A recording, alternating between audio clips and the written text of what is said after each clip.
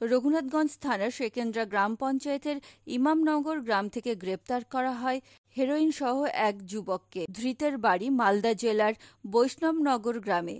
কী উদ্দেশ্যে এবং কেন হেরোইনগুলো নিয়ে প্রত্যন্ত গ্রামের মধ্যে প্রবেশ করেছিল তা নিয়ে খতিয়ে দেখছে রঘুনাথগঞ্জ থানার পুলিশ। হেরোইনের সাথে বাজেয়াপ্ত করা হয়েছে তার একটি মোটর বাইকও।